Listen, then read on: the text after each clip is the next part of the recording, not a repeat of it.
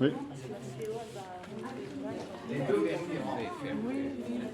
Tout le monde est regroupé.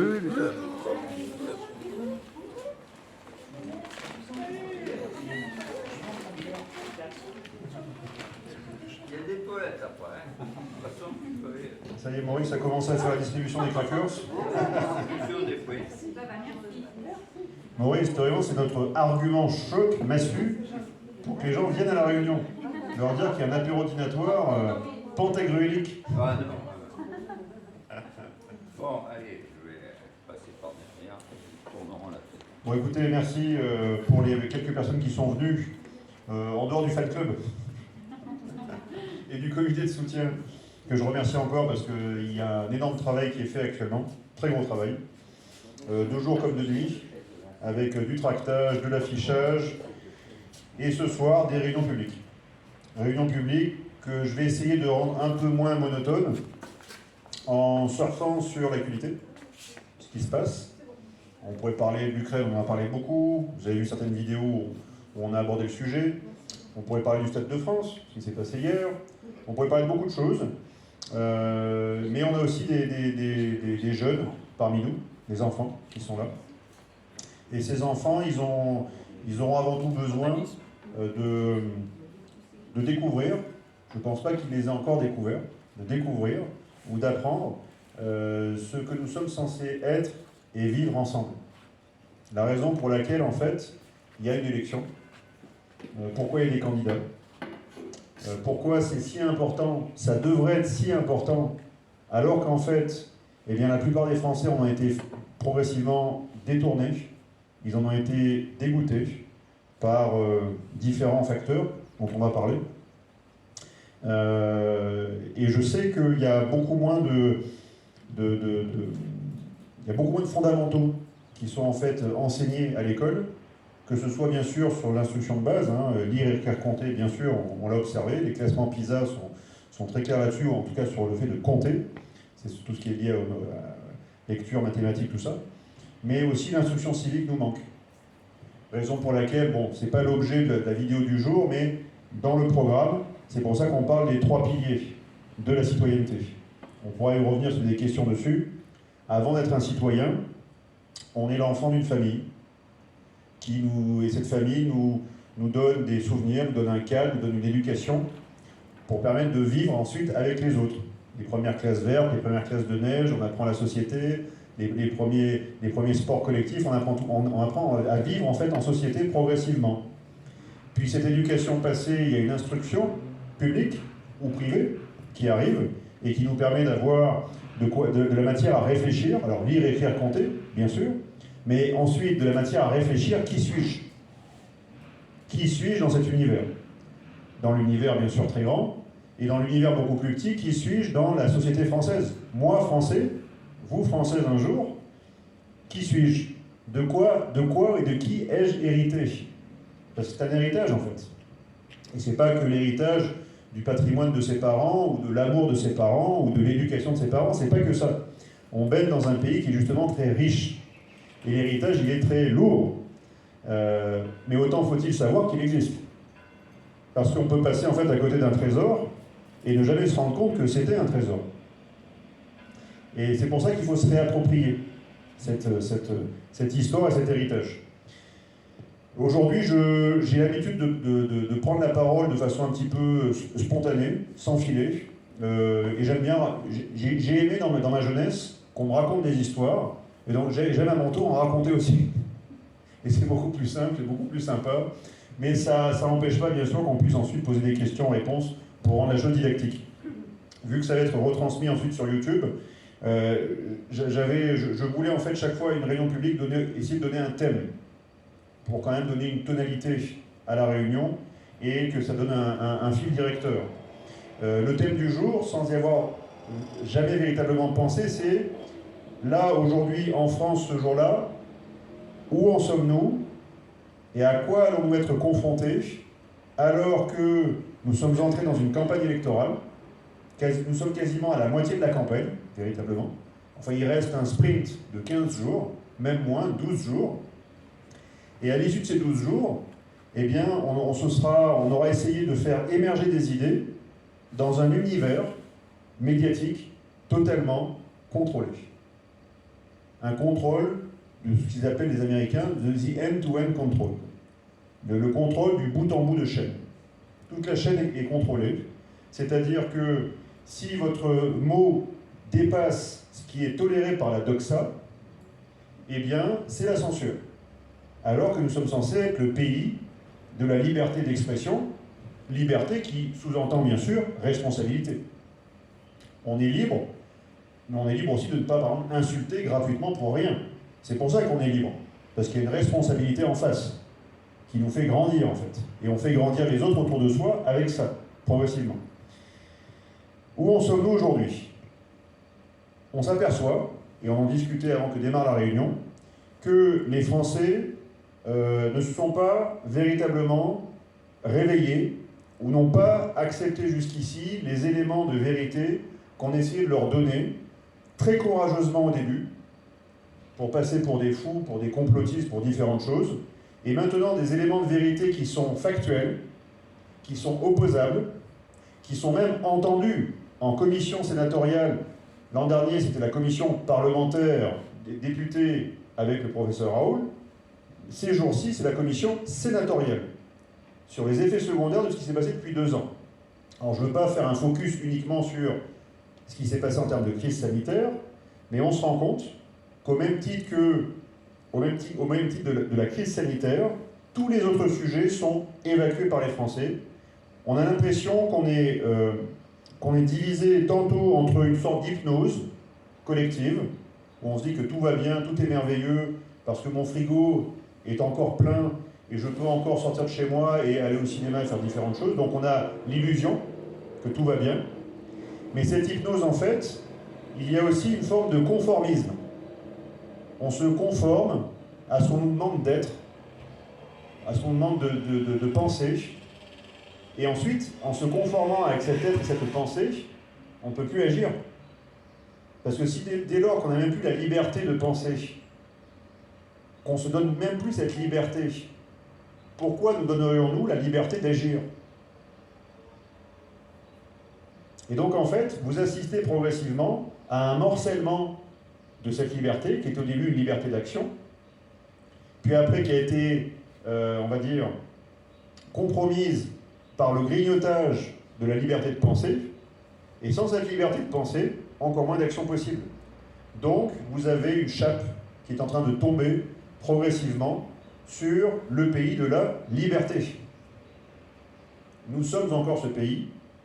Pour combien de mois, pour combien d'années, je l'ignore, très honnêtement, mais nous le sommes encore. C'est encore comme ça qu'on nous appelle, nous les Français. Français, ça vient des Francs, donc jadis, donc les Francs saliens, voilà. Donc Childéric, qui n'est pas reconnu comme le premier roi franc, enfin c'est un roi franc salien, oui, mais notre premier roi franc reconnu dans la lignée royale française, c'est Clovis, son fils.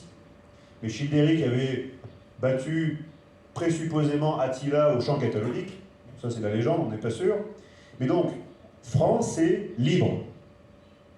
Franc veut dire libre. Et je ne cesserai de le dire et de le répéter et en permanence pour qu'en fait, les Français se mettent, non pas à être même fiers, mais simplement être responsables par rapport au nom qu'ils portent. Parce que vous pouvez vous appeler Isabelle, Alexandre, Robert, j'en passe, et tous les noms de famille de la Terre, pourquoi pas, mais au-dessus de ça, on a tous un nom en commun qui est français et française, notre nationalité. La nation, c'est la terre sur laquelle nous sommes. Cette terre, c'est une terre d'histoire qui est actuellement sanctuarisée par du droit. Et nous, en tant que peuple, nous avons accepté de vivre et de partager une communauté de destin, d'idées, de langues, d'histoire et de destin politique. C'est ce qui fait de nous une nation. Et quand cette nation est suffisamment longue et apporte suffisamment de prouesses, de génie, de production de valeurs artistiques, philosophiques, matérielles, technologiques, tout ce que vous voulez, à elle-même comme à l'humanité, elle prend un petit peu le statut de civilisation. Parce qu'elle a tellement de rayonnement et de puissance qu'elle se met ensuite à influencer les autres. Pas par la peur, par le rayonnement. La peur est un rayonnement faible. La joie, le partage, l'exemplarité, le courage sont des rayonnements forts. On peut presque parler au niveau physico-chimique de longueur d'onde. Il y a des idées qui ont une longueur d'onde très courte, et il faut grand renfort de médias et un grand bombardement cognitif pour avoir en permanence ces petites idées se propager, parce qu'elles n'ont pas de force, ces petites idées. C'est comme les petits virus. En fin de vie, les petits virus ne sont pas très forts, en fait. Ils sont très forts au début, mais ensuite, leur dangerosité baisse. Eh bien, c'est pareil pour les idées. Plus elles sont petites, plus il faut grand renfort de médias, de puissance et d'argent et de coercition pour que la petite idée passe d'esprit en esprit, mais elle ne perdurera pas. Parce que personne n'a envie naturellement de vivre dans la peur, personne n'a envie de vivre naturellement dans le repli sur soi, ce n'est pas humain. Le repli sur soi n'est pas quelque chose d'humain. Nous définissons en tant qu'humains parce que nous sommes des animaux sociaux. Nous vivons ensemble.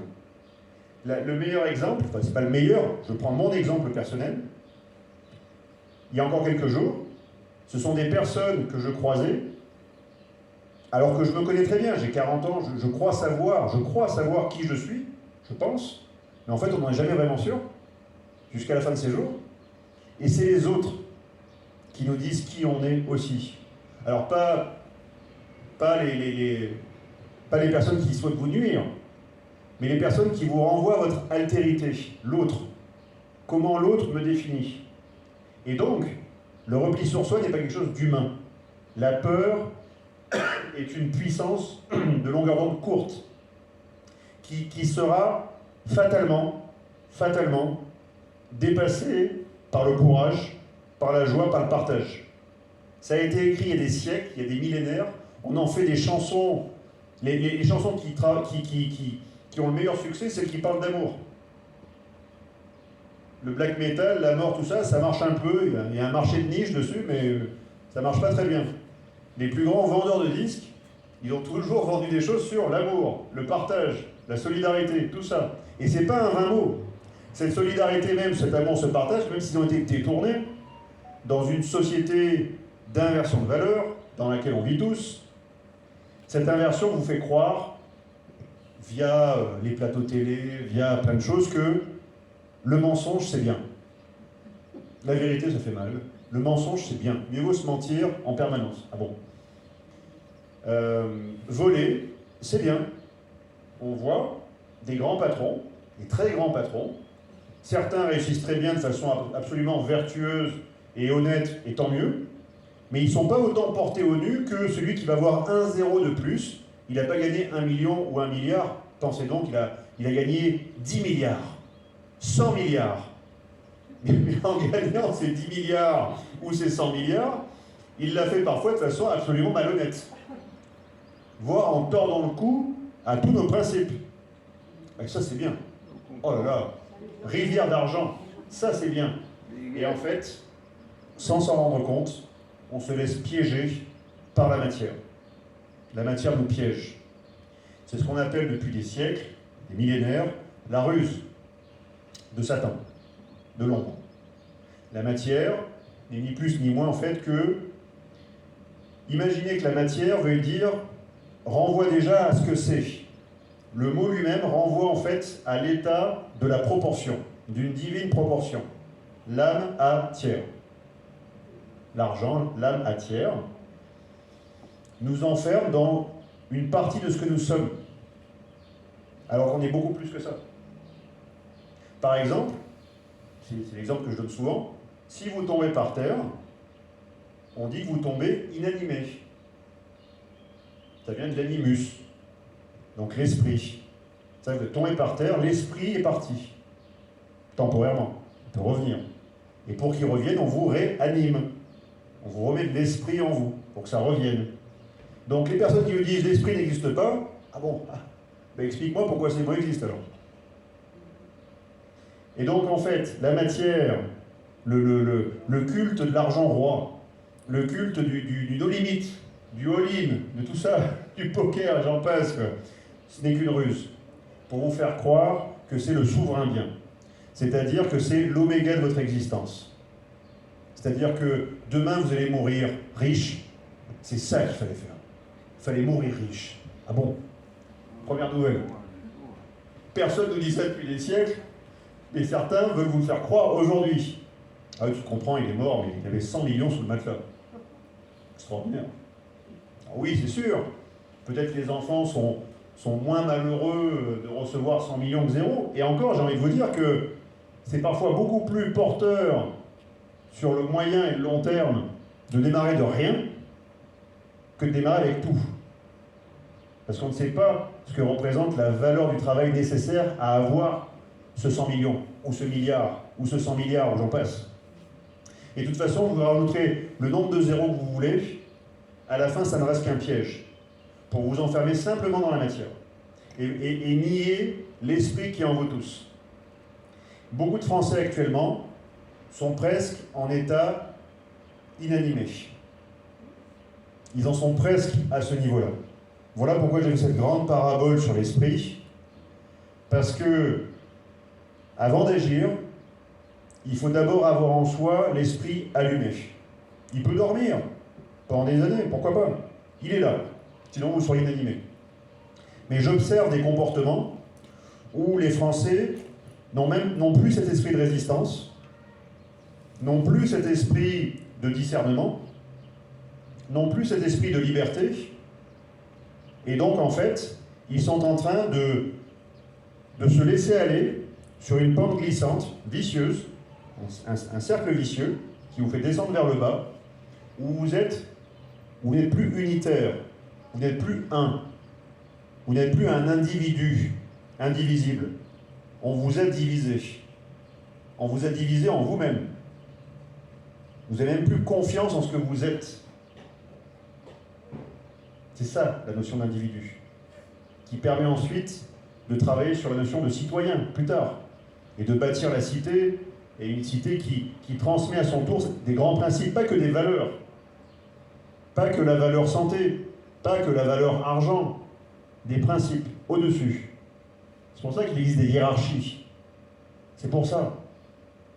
Et donc, cet esprit, il existe, il a été éteint par tout ce que vous avez subi depuis des décennies et le déferlement cognitif, psychologique que vous avez subi depuis 2 ans. Et je le dis et je le répète, même s'il faut passer pour un complotiste, peu importe, des méthodes de guerre psychologique ont été utilisées pendant l'année 2020 et avant encore pour vous persuader, pas de la conviction, pour vous persuader qu'il fallait faire ça et pas autre chose. Et à la fin, c'est comme un vendeur d'aspirateur. Il vous a tellement saoulé pendant 3 heures sur le palier, vous vous dites, bon, écoute, bon, on peut le payer en 10 fois ton truc, qu'est-ce qu'on fait? Mais sauf que là, c'est pas un aspirateur, c'était un vaccin. C'était une thérapie non certifiée, et qui rentrait dans votre corps. Et c'est là où ça touche encore d'autres notions spirituelles, celle du temple. Si on parle d'unité, d'indivisibilité, du corps, différentes choses, et il y a une notion aussi qui est spirituelle derrière. Et j'ai commencé à m'inquiéter sur ce qui allait arriver dans les mois et les années qui suivaient Notre-Dame, parce que je me suis dit, Notre-Dame, ça sent pas bon. Alors, ça sent le cramé, c'est sûr. Ça sent la fumée jaune qui sort des poutres. Il faudra m'expliquer comment une fumée jaune peut sortir de poutres, hein, si ce n'est de la thermite ou autre chose. Bref, j'en passe. Mais laissons les enquêteurs faire leur travail. Peut-être qu'un jour, en 2200, on aura la réponse. Hein. Bref. Et je me suis dit, s'il y a une piste, quand on est gendarme, il y a plusieurs pistes qu'on ouvre. La piste accidentelle, la piste criminelle. Piste accidentelle, il y a plusieurs pistes dans la piste accidentelle. Piste criminelle, on ouvre toutes les portes. Qu'est-ce que ça peut être à l'intérieur, à l'extérieur, différentes choses. On ouvre toutes les portes. S'il y avait une piste criminelle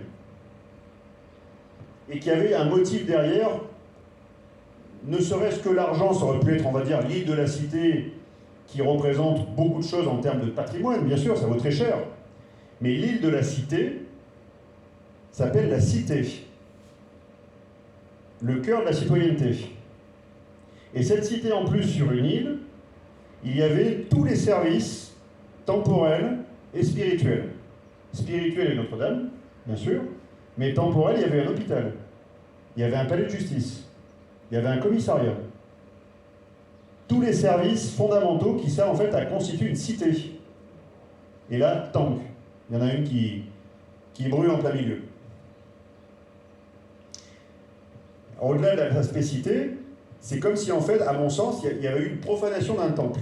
Et je me suis dit, c'est un coup d'envoi. C'est le coup d'envoi de la partie. Prochain coup, le prochain temple qu'ils vont profaner, c'est nos corps. Bingo. 4 ans plus tard, c'est les corps qu'on a commencé à profaner.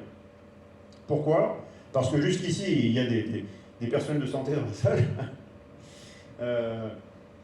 Les vaccins, même expérimentaux, arrivés en phase 1 ou en phase 2, pouvaient être testés sur des populations de cobayes volontaires, payés, où c'était peut être sur 200, 300, 500, 1000, allez, 1500 personnes à l'arrière, et dès qu'il y avait un mort, 2 morts, 3 morts, on arrêtait tout. On se dit, il y a un problème, on arrête, stop. Là, la population de cobayes, pour l'instant, nous sommes tous, je le dis, nous sommes tous encore des cobayes. Pour une raison simple, c'est que les vaccins n'ont toujours pas atteint la phase 3. Donc juridiquement, nous sommes encore des cobayes. Nous sommes 50 millions de cobayes.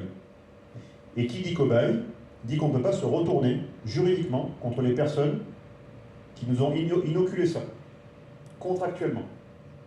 Ça pose de gros problèmes. Donc, on a parlé de la cité, on a parlé de ce coup d'envoi sur nos corps de la profanation, et voilà où nous en sommes. Voilà. L'esprit de résistance, l'esprit de liberté semble avoir disparu de tous nos concitoyens qui soit ont peur de se rendre compte en fait que leur système de valeurs va s'effondrer, ou s'est déjà effondré de fait. Comme la Constitution peut tomber de fait également plusieurs mois avant qu'elle tombe de droit, la différence dans l'histoire, dans la grande histoire, entre ce qui se produit, une série d'événements qui se produisent et qui parfois apparemment ne veulent rien dire, mais qui bout à bout en fait sont les véritables jalons. Et c'est pas forcément la prise de la Bastille, c'est pas ce qui a fait la Révolution. Pourtant, on a retenu ce jalon-là comme un jalon important. Mais il y a eu X événements avant et après. Mais on a décidé d'en retenir qu'un seul. Et donc, pour revenir à l'état de nos concitoyens, ils ont probablement été enfermés, pour partie, dans une grande expérience sociale, où nos dirigeants savent tout sur tout de la Boétie, donc le discours sur la servitude volontaire, qui dit « Panum et circenses », donnez-leur déjà du pain et des jeux. Du pain et des jeux, la stratégie du ventre, la stratégie d'une partie d'esprit, le divertissement. Divertissement qui veut dire sortir du chemin. On se divertit. Le chemin, c'est la vertu. Quand on en sort pour faire une pause, on se divertit. Donc le divertissement, le pain et les jeux, et les distinctions. Pourquoi distribue-t-on des médailles? Pourquoi distribue-t-on des primes? Pourquoi certains praticiens, médecins, serment d'Hippocrate, et pour beaucoup serment d'Hypocrite, on prie jusqu'à 10 000 € par mois pour injecter, pour seriner en permanence, au mépris même de ce qu'ils avaient appris en faculté de médecine, au mépris. Donc ça atteint tout le monde, tout le corps social. Les gens qui ont peu ou pas d'études, comme ceux qui en ont beaucoup, peu importe, ça a touché tout le monde. Et donc tout le monde est un peu dans le même sac, actuellement. Et cet état de conformisme, c'est ça, c'est le pain et les jeux. Ça crée en fait cet état de conformisme. Conforme-toi à ce qu'on te demande et tu auras la sécurité alimentaire. Et tu pourras avoir des choses pour te divertir, pour avoir une illusion de plaisir. Le match de foot, le machin, la finale de l'UEFA au Stade de France, qui tourne très bien. Et si ça suffit pas, parce que tu as un certain niveau hiérarchique, on te file des médailles. T'aimes bien les petites breloques là? c'est bien. Voilà. Et la prime qui va avec aussi. Comme ça, le mois prochain, tu pourras marier ta fille, tu pourras t'acheter un cabriolet, tu pourras partir en voyage, tout ça. Mais pendant qu'on fait tout ça, qu'on marie nos enfants, qu'on part en voyage, qu'on a laissé en fait les clés politiques à toutes ces personnes, eh bien, ils sont en train de saboter la cité. Au même titre qu'une partie de la cité a pris feu avec Notre-Dame de Paris, la cité France est sabotée depuis des années. Et maintenant, l'illusion ne pourra pas tenir longtemps. Car c'est à la mesure de l'épreuve qu'on voit si un sportif s'est bien entraîné. C'est à la mesure de l'épreuve qu'on voit si un maçon a été bien formé, si le mur est droit. C'est à la mesure de l'épreuve qu'on voit ce dont on est capable. Autant en termes d'acquis, de capacité que de volonté aussi. Et là, l'épreuve, on y arrive plein fer. Guerre en Europe, qui va nous mettre face à ce qu'ont fait les anglo-saxons en utilisant, en subvertissant l'esprit de nos élites, qui ont arrêté de penser en capitalisme français. Ils ont commencé à penser en capitalisme anglo-saxon, en normes comptables internationales anglo-saxonnes. Et ce qu'ils ont commencé à faire avec l'entreprise, ils l'ont fait avec toutes les administrations. Toutes. Donc à la fin, tout est une mesure comptable. Ah non, mais là, il ne faut pas 32 chars, on va en mettre 20, c'est mieux. C'est moins cher. Ah oui, mais en face, Poutine a 3000. Comment on fait pour peser en rapport de force, permettant ensuite d'avoir une diplomatie vigoureuse? Vous pensez que la diplomatie peut marcher s'il n'y a pas des forces armées derrière qui sont vigoureuses, qui ont été testées et qui peuvent faire reculer en fait l'adversaire ou l'ennemi? Le choc du test, le choc de l'épreuve, il est là avec l'Europe, avec ce conflit qui est en Europe.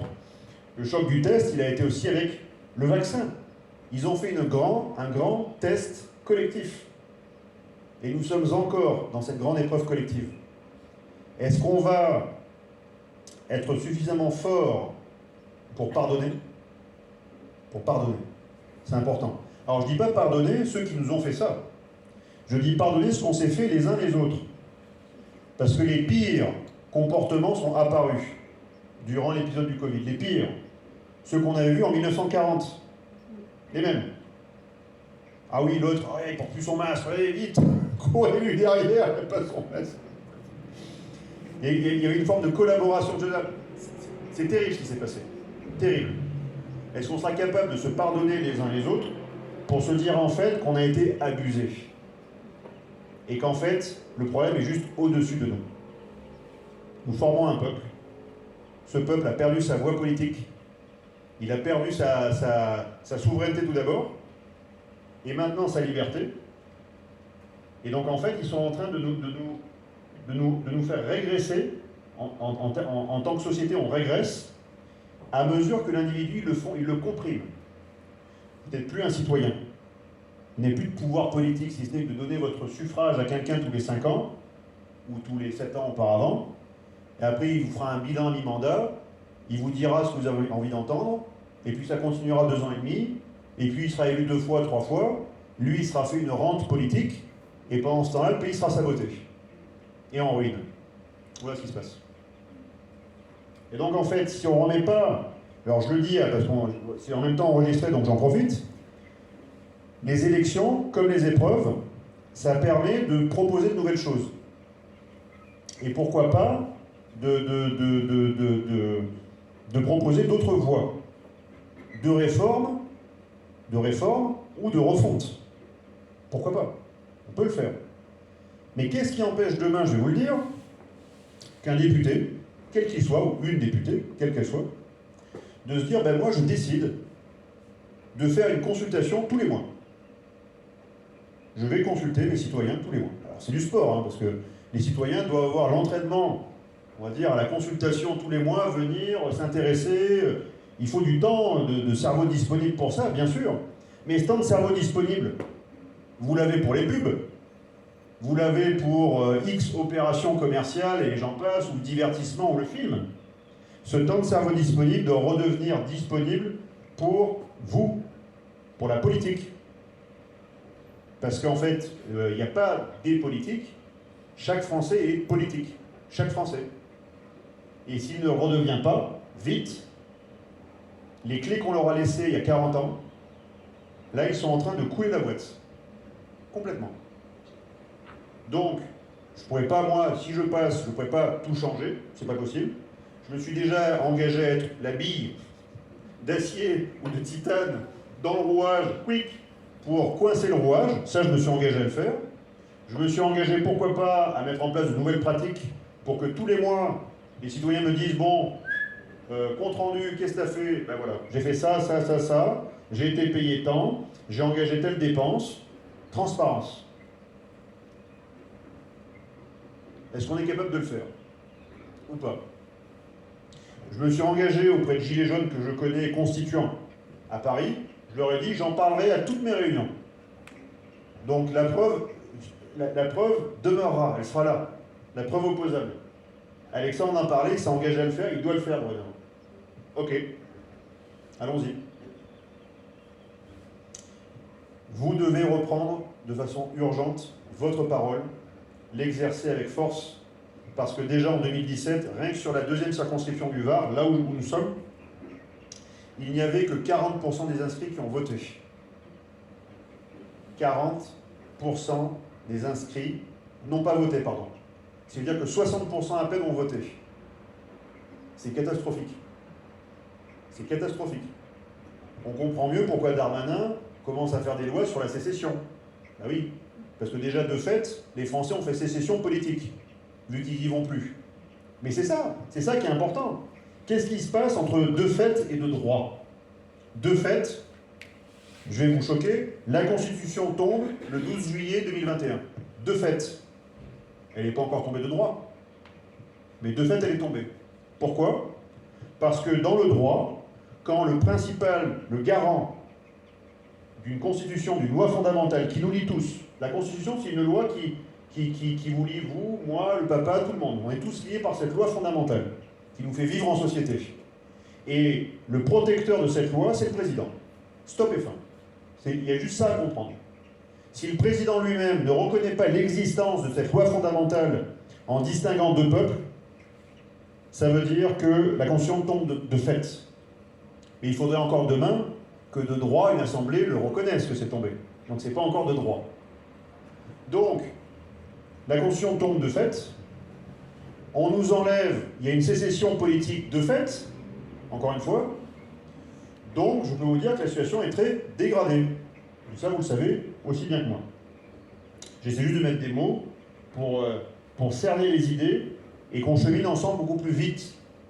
La vitesse, c'est le temps qui nous manque. Parce qu'en face, quand moi je vais envoyer ce soir avec cette vidéo un obus, j'aurai un obus en face, eux ils vont répliquer avec 500 obus. BFM, CNews, le machin, le truc, 500 obus. Alors en face, les citoyens ils vont tous se mettre aux abris, ils vont se prendre des obus sur la figure, et il y a juste le petit obus Alexandre qui va partir en face et qui va peut-être se perdre en race campagne. Voilà. Il y a d'autres obus à côté qui partent. C'est une guerre. C'est une guerre. On peut encore la remporter par des armes, on va dire, pacifiques et gentilles. Et c'est ce qu'il faut faire, absolument. On peut encore le faire. Donc la dernière fenêtre d'opportunité, c'est par la loi et par le vote. La fenêtre était un peu ouverte par la présidentielle, ils ont tout verrouillé, mais ils sont allés avec du rideau blindé. Hein. C'est-à-dire qu'ils ont tellement verrouillé la présidentielle qu'ils se sont retrouvés comme des cons, parce qu'à un moment donné, il n'y avait même plus assez de parrainage, même pour les grands partis d'opposition qui existent depuis 40 ans. C'est-à-dire que le Rassemblement national, ils avaient 350 parrainages une semaine avant. Allô, Bayrou, il manque 150 parrainages. Vite, vite. Bayrou a donné les parrainages. Expliquant peut-être pourquoi, ensuite, Madame Le Pen n'a pas été très offensive sur ce président qui est un président qui nous trahit. Il trahit nos intérêts fondamentaux et il trahit nos intérêts supérieurs d'État. Je le dis très clairement, sans aucune ambiguïté, c'est de la trahison. Chose qui est pratique, parce que cette trahison a été dépénalisée depuis 2008, grâce au Congrès qui avait rassemblé Sarkozy à Versailles, pour en même temps faire passer le traité de Lisbonne, enfin le référendum, Donc contourner la voix du peuple, encore une fois, et ensuite encore préparer les conditions d'irresponsabilité pénale pour tout en fait ce manège politique qui suivrait 10, 12, 15, peut-être même 20 ans plus tard. Ils sont forts. Hein. Mais non, vous le savez. C'est à vous d'agir. Moi, j'agis comme je peux à mon petit niveau. Je me démène avec un peu d'énergie, quelques idées. J'ai un charisme dans la voix, donc je l'utilise. J'en ai pas d'autre, j'ai celui-là. Donc ça me permet de communiquer les idées. Voilà. C'est pour ça que je suis là, en fait. Mais après, pour le reste... Et donc... c'est difficile. Mais il reste 12 jours. Et ces 12 jours, déjà, je vois, j'entends des signaux faibles d'inquiétude. Voilà, chez tous les compétiteurs de la deuxième circonscription. Il y a des signaux faibles d'inquiétude. Donc on va essayer de faire monter cette inquiétude. On va essayer de déverrouiller le système. Que ce soit le système local Falco, bonjour monsieur le maire, système local Falco, voilà, qui promeut certains élus, parce qu'on est au rugby, c'est important le rugby, hein, qu'on soit ensemble. Non, c'est pas ça, c'est qu'on est tous au même râtelier. D'ailleurs, j'attends avec impatience la décision de justice, qui va tomber dans 3, 4, 5 jours. Et 3 jours après, il y a un grand concert de TF1 sur les plages. Donc on va l'oublier, la décision de justice. Non mais vous ne croyez pas qu'on a compris quand même comment ça se passe, hein. Décision de justice très importante. Toulon est une agglomération très importante, c'est stratégique, vraiment. Donc décision de justice qui rendra justice sur oui ou non y a-t-il eu, je ne sais plus si c'est du trafic d'influence ou corruption ou prise illégale d'intérêt liée en fait à des passages fréquents à la cantine. Voilà, 50 cantines gratos, voilà, différentes choses. Bref, donc contre les systèmes locaux et surtout contre le système national. Parce que le système local Falco appuie ouvertement Macron. Macron. Il l'appuie ouvertement. Ce qu'ils mettent sur les flyers, c'est... vraiment, la France s'est prononcée pour le président Macron. Il faut maintenant qu'on fasse tout pour lui apporter une majorité solide. Solide. Voilà. Oui, d'accord. Sauf que la loi est passée. L'élection a été légale. Mais était-elle archi-légitime? La loi, oui. Mais la légitimité, ce qui est juste. Est-ce qu'il est juste? On fait une assemblée de copro. S'il n'y a pas de majorité, il n'y a pas de quorum. Ça passe pas. Maintenant, il n'y a même plus besoin de majorité, même pour une élection, on va dire, présidentielle, législative. Il n'y a même plus de quorum. Ce qui veut dire en fait que la sélection du personnel politique est déjà biaisée, dès le démarrage. Pourquoi? Parce que tout est incubé par les partis. Tous. Tous les partis incubent les futurs favoris, têtes de liste et différentes choses qui vont arriver en fait. Tout passe par là. Il n'y a pas en fait d'éclosion spontanée. Il n'y en a pas. C'est pour ça que c'est pourri en fait. C'est pour ça que De Gaulle disait les partis sont le pire ennemi en fait de la République. La République des partis. Il voulait sortir de ça. Alors, on peut avoir des partis, mais il faut avoir des systèmes permettant en fait des éclosions spontanées aussi. Parce que la vie, c'est quoi le vivant? C'est de l'éclosion spontanée en permanence.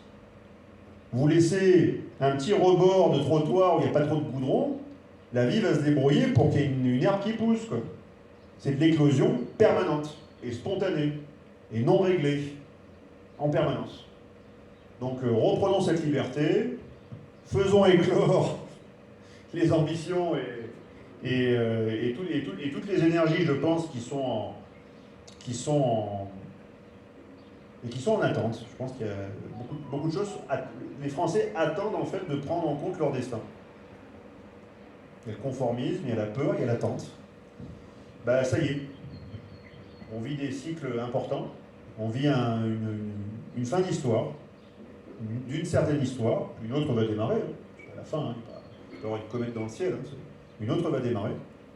Et donc c'est dans ces moments extraordinaires que vous devez faire preuve de comportement extraordinaire, si vous voulez suivre en fait le cours des événements, et vivre pleinement tout ce qui va arriver, dans le bon comme dans le mauvais, les deux. Et je répondrai à toutes vos questions. Merci.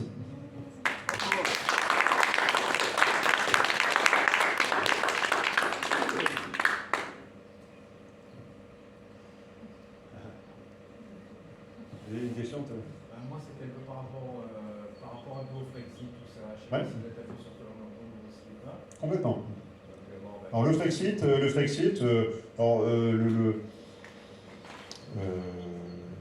ça sort pas de mon esprit fécond. Hein. J'ai observé ce qui s'est fait aussi ailleurs, dans d'autres formations politiques. On peut citer François Asselineau, hein, qu'on salue, voilà. Article 50. C'était un peu ça ma question. Est-ce que vous étiez un peu rapproché justement de l'UPR Oui, je m'étais rapproché de François Asselineau, on a discuté, on a déjà déjeuné. Quelqu'un de très bien. Quelqu'un de très bien, mais qui visiblement ne s'est pas lancé à corps perdu cette fois-ci dans cette élection. La présidentielle lui a mis, je pense, un coup de marteau quand même sur la tête. Mais ses idées sont bonnes, sont même très bonnes. Le Frexit n'est qu'un aspect d'une souveraineté à rétablir. C'est un aspect de la souveraineté. C'est la souveraineté qui est juridique. Mais il y a aussi la souveraineté monétaire, avec le système euro. Il y a la souveraineté militaire, avec le système OTAN. Et derrière, c'est une forme en fait de souveraineté économique, puis diplomatique aussi. Mais déjà, si on retrouve ces trois souverainetés, la juridique, la monétaire et la militaire, voilà, donc OTAN, Union européenne, système euro, les trois, à partir de là, déjà, on peut faire pas mal de choses. Pourquoi? Parce que l'OTAN, on va démonter en fait les trois aspects qui voudraient dire l'Europe, c'est la paix et la prospérité. Ok. Non. Là, manifestement non. L'Europe, c'est pas la paix, pas du tout. On a Ursula von der Leyen, je ne sais pas ce qu'elle prend le matin, mais elle met chaque fois de l'huile sur le feu pour que le conflit ukrainien redouble. Donc c'est pas la paix, l'Europe. Hein. Faut qu'on se rappelle de Belgrade aussi. Hein. Il y avait des bombes américaines qui tombaient sur Belgrade, sur le continent européen. Pas forcément la paix non plus. La prospérité par l'euro, non. Les Français n'ont jamais perdu autant de pognon que depuis les 30 dernières années. On s'est fait déplumer. C'est-à-dire que vous prenez un comparatif de PIB. La France, moins 1, moins 2. La Roumanie, plus 10, plus 14, ou je sais pas combien. Et on voit clairement, en fait, il y a un transfert, en fait, de richesse. C'est pas que les Roumains soient plus courageux que vous et moi, quoi. C'est pas ça. C'est qu'il y a aussi un transfert de richesse au niveau structurel, les fonds structurels européens, qui partent de France, on abonde. Nous, on est contributeurs nets. Hein. C'est-à-dire qu'on perd de l'argent, hein, en fait, dans le système. On perd 30 à 50 milliards tous les ans. Tous les ans, on perd le budget de la défense. Tous les ans. Okay. Ça part ailleurs pour construire des superbes routes, aéroports. C'est beau, je suis content. Mais ça vous aide ni vous ni moi. Hein. Sauf si vous partez en week-end une fois dans votre vie à Bucarest, ok, pourquoi pas. Donc vous atterrirez sur un bel aéroport roumain payé par l'euro, donc par vos sous, donc vous serez content d'atterrir, voilà, tout confort, machin, magnifique piste, super tarmac, voilà, ça vous aura servi 2 jours. Et le reste de l'année, toute l'année, à quoi ça vous sert? À rien. Voilà. Surtout sans la souveraineté, on peut décider de rien, ni des salaires, ni de la retraite. Alors, ça c'est intéressant ce que vous dites, parce qu'en fait, c'est pour ça qu'on a parlé de vérité, liberté, souveraineté. Parce que les gens disent, si on est libre, on est forcément souverain. Perdu. On peut être libre, mais on n'est pas forcément souverain. C'est-à-dire que tu peux être demain libre de vaquer tes occupations, avoir une loi qui permet de vivre en liberté d'expression, mais si une puissance extérieure, une tutelle extérieure, tu dis, hop. Là, on ne veut pas que toi, en tant que peuple, tu décides de ton destin sur ce point-là. On a décidé, nous, extérieurs à ta communauté, qu'il fallait vivre ainsi, ou il fallait faire cela. Par exemple, on veut plus que tu exportes, j'ai une bêtise, ton vin avec tel et tel critère, on va t'imposer d'autres critères. Et c'est à nous de nous les imposer à nous-mêmes, ces critères. Pourquoi forcément? Alors, il peut y avoir l'Organisation mondiale du commerce, différentes choses, qui sont faites soi-disant pour réguler les échanges et faire en sorte que ce soit les mêmes standards, différentes choses. Oui, pourquoi pas? Mais souvent, on se rend compte que c'est au détriment de notre outil productif. Et si on prend juste le sujet agriculture, on n'a jamais plus mal mangé que quand le monde est ouvert. On pensait que ça allait être la solution à tout. En fait, c'est la solution à acheter toujours moins cher, toujours plus merdique, alors qu'en fait, les vrais produits de notre terroir, on a la chance d'avoir une terre très riche, comme les Ukrainiens d'ailleurs ont une terre très riche, également, très très riche. Ils ont ce qu'on appelle les terres noires, le carnosium, les terres noires. C'est très très fertile là-bas. Raison pour laquelle ça a aussi, les Américains ont placé avec des velléités pas que militaires et diplomatiques, surtout économiques. Ils voulaient en fait implanter toute leur grosse industrie agroalimentaire en Ukraine, qui a toujours été depuis la nuit des temps un des greniers à blé européens et mondiaux. La France aussi, bien sûr. Le Soudan et d'autres pays comme ça, qui sont des greniers à blé, sont réputés comme ça. Donc la souveraineté. Donc liberté ne veut pas dire souveraineté. La seule souveraineté, c'est une souveraineté, et on le dit, on n'a pas peur, qui est une souveraineté populaire, c'est-à-dire c'est le peuple qui choisit ce qu'il veut faire. Et je le répète encore à nos amis magistrats, voilà, vous rendez la justice au nom du peuple français. Ni au nom de Marx, ni au nom de Lénine, ni au nom de Pol Pot, ni au nom de Mao, n'importe quoi. Au nom du peuple français. Et si vous rendez justice au nom de ce peuple, vous devez prendre en compte qui est ce peuple et ce dont il a besoin. Pas au détriment d'autres personnes qui sont sur le territoire, qui ont droit aussi au droit, bien sûr, mais parfois qui ne sont pas des nationaux. Au nom du peuple français. C'est tout bête. C'est simple. Le principe constitutionnel, c'est du peuple, par le peuple, pour le peuple. C'est tout. Ça s'arrête là. Donc, quand le président lui-même, sur les plateaux de BFM, ils vont jusqu'à nier l'existence du mot peuple, ça me fait un peu bouillir. Il y a le sang qui fait deux tours. Parce qu'ils vous insultent, vous et moi. Ils nous insultent. Mais on peut le redevenir très vite, et très facilement. Imaginez en fait que vous êtes une goutte d'eau, je suis une goutte d'eau, votre fille est une goutte d'eau, on est tous des gouttes d'eau, en fait. Et là, bon, aujourd'hui, on fait une flaque. Mais des milliers et des millions de gouttes d'eau vont faire un lac, ou une mer. Et la mer, parfois, elle est calme, et puis parfois, elle est démontée. Et les tsunamis, c'est fait que d'eau. La même eau que vous buvez, ça s'appelle un tsunami, c'est la même eau, c'est les mêmes molécules, mais qui ont été, en fait, qui sont déchaînées par la colère, et qui s'abattent ensuite sur ce qui passe sur leur passage. Voilà. C'était, je pense, c'était le premier étage de la fusée. Il y a eu le deuxième étage l'été dernier, donc là il y a le troisième étage, et après il y aura le feu d'artifice. Voilà. 14 juillet.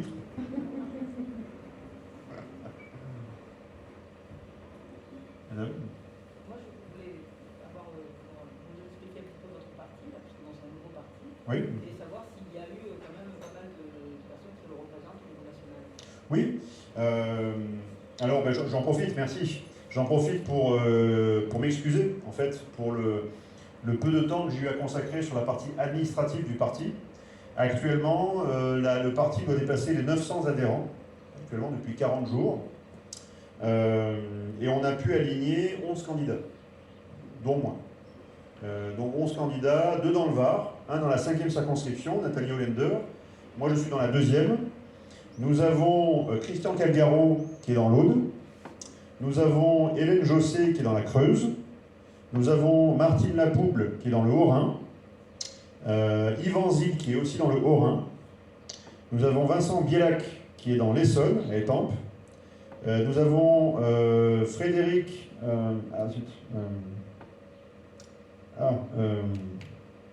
Frédéric Fabre, pardon, qui est dans l'Oise, dans le 60. Nous avons aussi Jason Cavignac, qui est dans le Val d'Oise. Nous avons Adam Makowski, qui est dans la Somme. Et je crois avoir fait le tour. Voilà. J'aurais pas pu en faire 80. J'ai pu en faire que 11.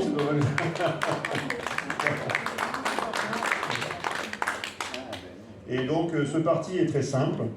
Vous verrez un logo, en fait, qui est une fleur de lys, bleu, blanc, rouge, qui n'est pas complet. En fait, pour le faire complet, il aurait fallu qu'il y ait une abeille dessus.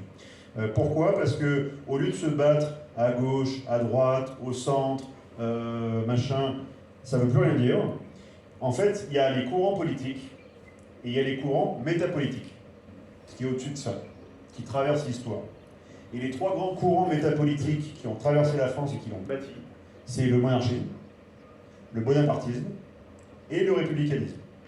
Donc la République, le Bonaparte et l'Empire, et la monarchie. Et en fait, ces courants existent toujours dans l'esprit et dans le cœur des citoyens. Donc en fait, il faut les réconcilier.